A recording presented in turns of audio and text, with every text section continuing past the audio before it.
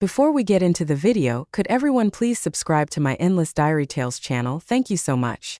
The hospital lights were too bright. They flickered overhead as I held my youngest against my chest, her body burning with fever. My middle child sat slumped in the plastic chair beside me, pale and dizzy, whispering that her stomach hurt. And my oldest, he was silent. His lips were dry. His breathing shallow. I kept pressing my hand to his forehead, hoping I was wrong. We'd come in an hour ago. My husband was with us at first. He looked annoyed, said it was probably just a bug, that I was overreacting. He scrolled on his phone while I begged the nurse to please just look at my son. Then he said the words I'd heard before. "I'm gonna go get some air." I looked up, eyes tired, arms full, fear crawling up my spine. "Just don't take long," I said. He nodded. No kiss. No touch. Just the back of his jacket as he walked out the sliding doors. That was the last I saw of him. The waiting room buzzed with noise. Someone was coughing across the aisle. A baby was screaming nearby. My daughter started gagging and I rushed her to a trash can, balancing my toddler on my hip, still watching the door like maybe he'd walk back in, holding coffee or saying sorry. But the minutes passed. Then an hour. Then 2. They called our name finally. I stood up, juggling bags, children, my own shaking hands. No one helped me. No one came back through that door. They put us in a shared room. Just curtains between us and the rest of the noise. One by one they examined my children. The youngest cried when they touched her. The middle one clung to my shirt as they took her temperature. The oldest didn't move much. They put an oxygen monitor on his finger and called in a doctor. I could tell by the nurse's face. It wasn't nothing. I tried to stay calm, tried to speak clearly, answer their questions, remember every symptom.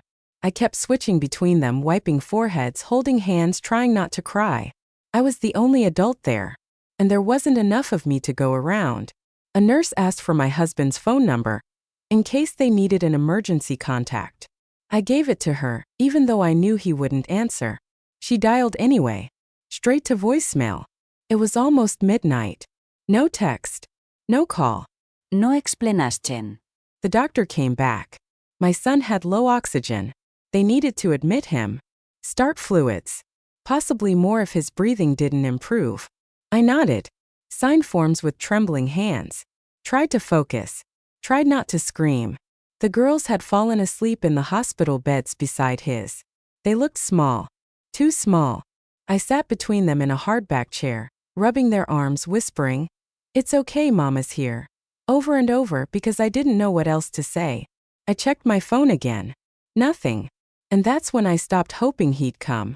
Because I realized something, sitting there under those fluorescent lights, with 3 sick children, no sleep, and a husband who disappeared without warning. I was already doing it alone. It was just after 2 a.m. when my phone finally lit up. His name on the screen like nothing had happened. No epalegi. No explanación. Just a one-line message. "Sorry, got caught up. Everything okay?" I stared at it for a long time, not even sure how to respond.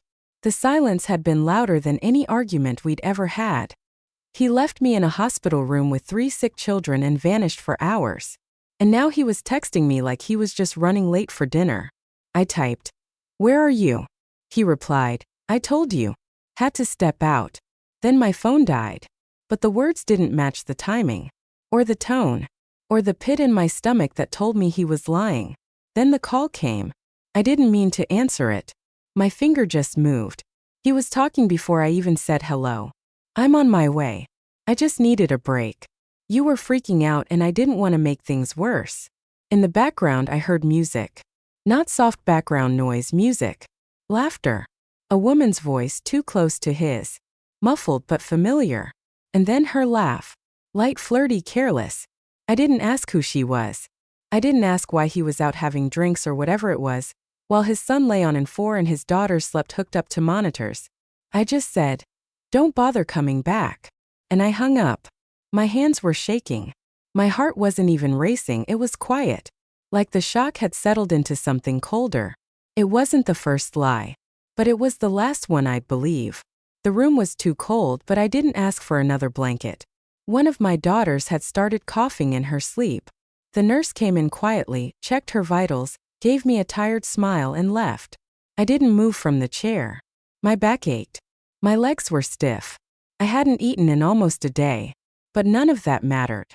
My son stirred beside me, oxygen tube still taped under his nose, his hand twitching every so often like he was dreaming something he couldn't escape from. And all I could think was, he could have died, and their father would have missed it. I had no tears left.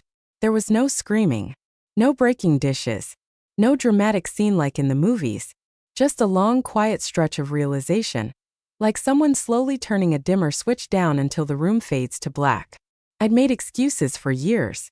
For every forgotten birthday, every late night out, every text he didn't answer. I told myself he was tired. That work was hard. That men didn't always know how to show up the right way. But tonight wasn't about forgetting. Tonight was about leaving. He knew where we were. He saw how sick the kids were. He heard the fear in my voice. And still he walked out. It wasn't that he failed me. It was that he didn't even try. And somewhere between his silence and my son's shallow breathing, I stopped waiting for him to be someone he never planned to become. I leaned back in the chair, pulled my feet up and wrapped my arms around my knees. Not broken. Not bitter. Just done. It didn't start with the hospital. It started long before that, quietly, in moments so small I almost missed them. But now, sitting in that chair, surrounded by machines and beeping monitors, they all came back. I remembered our anniversary dinner 2 years ago. He forgot the reservation. Said work ran late.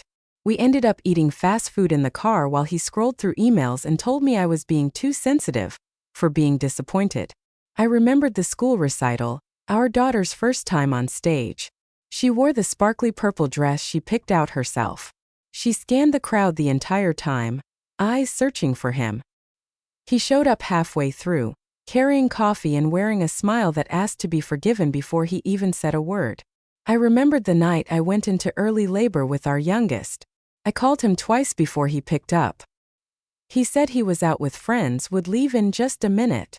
I arrived at the hospital alone. Gave birth alone.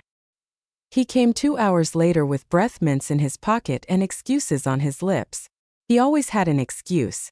A meeting. A flat tire. Forgotten alarm. Something. Always something. And every time I convinced myself it wasn't a big deal. That he was trying. That I just had to be patient. That love meant understanding, and marriage meant sacrifice. But the truth is, I was always the one sacrificing. My sleep. My peace. My voice.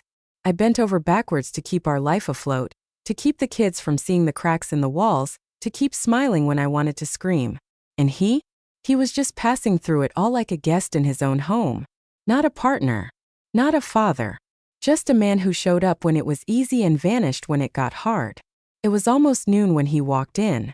I was standing by the nurse's station, signing a consent form for more tests. I hadn't slept. My hair was a mess, my shirt still stained from the night before. The kids were resting in their beds, tubes and monitors still attached, their faces pale but peaceful. And then there he was, waltzing in like he just stepped out for a coffee run. A to-go cup in his hand, fresh clothes, face clean-shaven.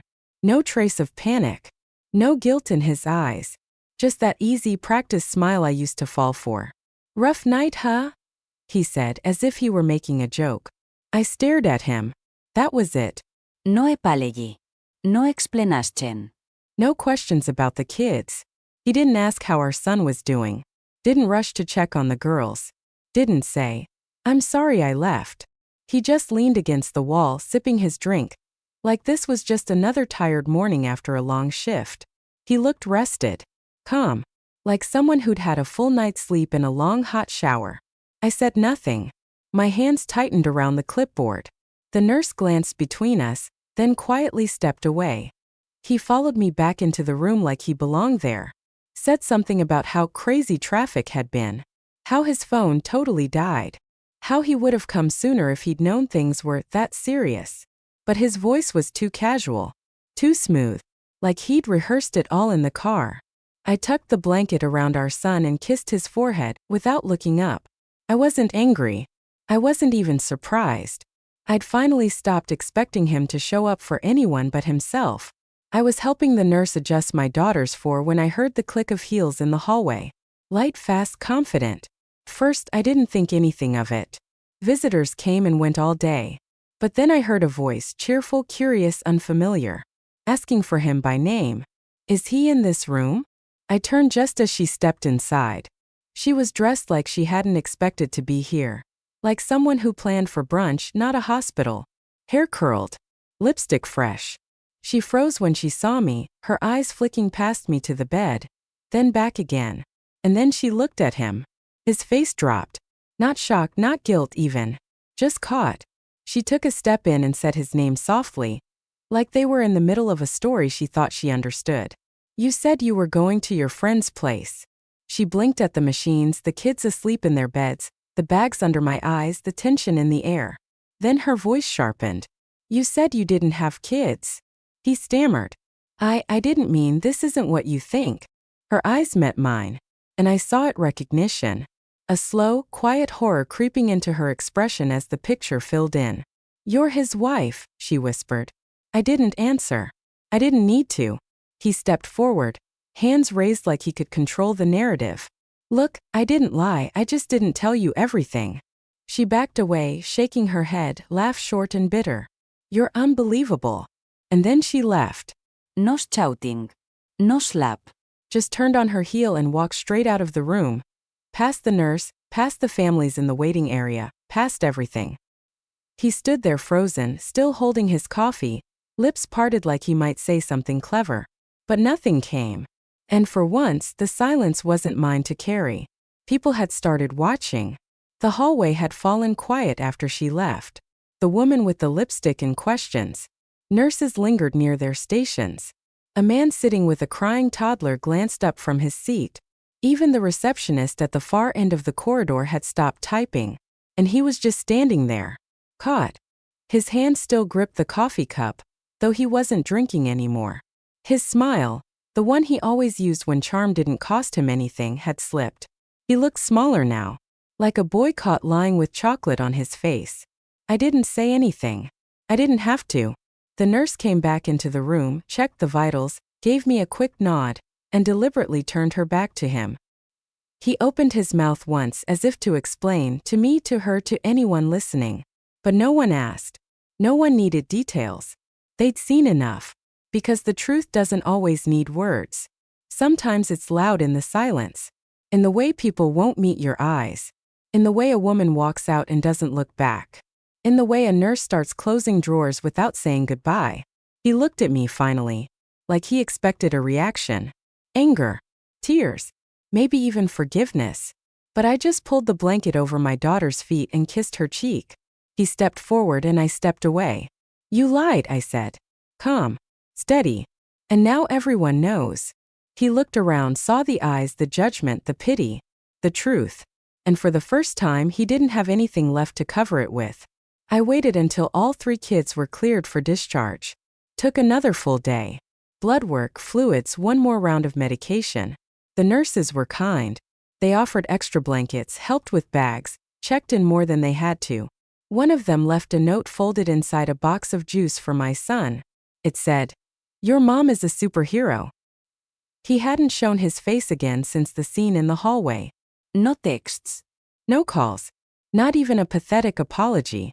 I figured he was too busy hiding, or too embarrassed to show up and pretend everything was fine. And that suited me just fine.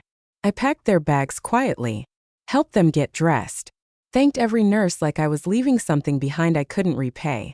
And then we walked out, not rushed, not dramatic.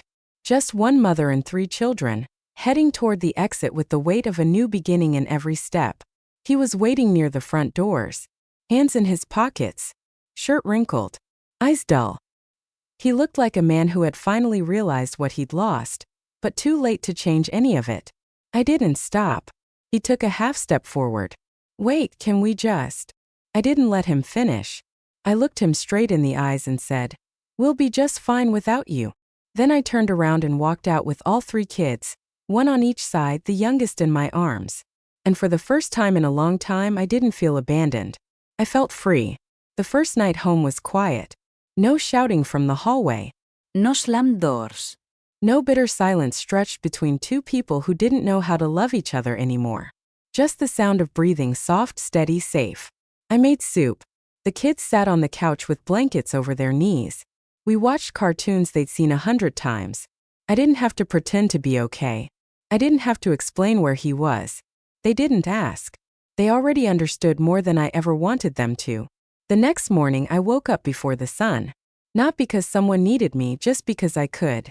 I stood in the kitchen barefoot, holding a cup of coffee in both hands, staring out the window as the light changed the walls from gray to gold.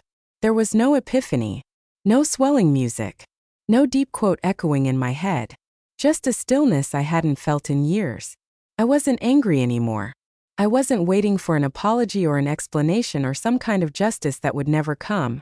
The truth had settled into my bones, not like fire but like a steady hum. A reminder that I had always been strong. I had just forgotten what that felt like. People would say I was brave, that I finally stood up for myself. But it wasn't about being brave. It was about being done. Done with the waiting. Done with the excuses. Done with lowering the volume of my needs just so someone else could feel louder. He didn't break me. He just made me stop pretending I needed to be saved.